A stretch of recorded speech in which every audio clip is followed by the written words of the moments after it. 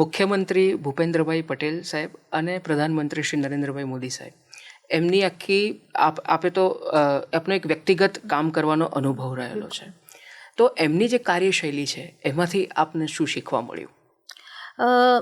નરેન્દ્રભાઈ જ્યારે અહીંયા મુખ્યમંત્રી હતા ત્યારે પણ હું ધારાસભ્ય તરીકે એમની નીચે કામ કરેલું છે.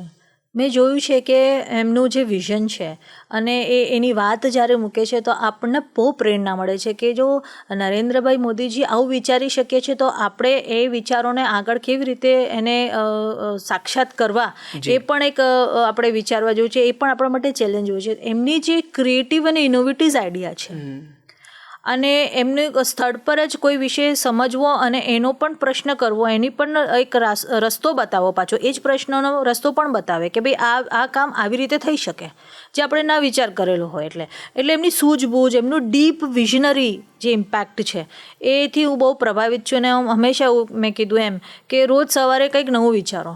બિલકુલ. રોજ સવારે એક નવી સવાર છે, એનું સોલ્યુશન પણ તમને મળશે જો તમે ડીપ થિંકિંગ કરશો, એનું વિશે સિરિયસલી વિચારશો. તો એ વસ્તુથી હું પ્રેરાઈ છું. અને આપણા મુખ્યમંત્રી શ્રી ભૂપેન્દ્રભાઈ પટેલની વાત આવે તો મારી આ બીજી ટર્મ એઝ અ મંત્રી છે એમની સાથે કામ કરવાની. અને મેં પહેલાંથી એમને જોયું છે એકદમ સોફ્ટ સ્પોકન અને ફર્મનેસ. સોફ્ટ સ્પોકનની સાથે જ્યારે વ્યક્તિ ફર્મલી વાત કરે છે તો એમનું વિઝન આપણે ખ્યાલ આવે છે, એમને કામ કરવાની પદ્ધતિ કે આ કામ છે તો આવી રીતે જ કરવું પડે. અને સોફ્ટલી સ્પોકન એટલે આપણને એવું લાગે કે ના બરાબર છે, સાહેબ કે છે એ વાત સાચી છે. એટલે આ જે છે એ અમારે ડેલી લાઈફમાં અમારે પણ અપનાવવાનું છે.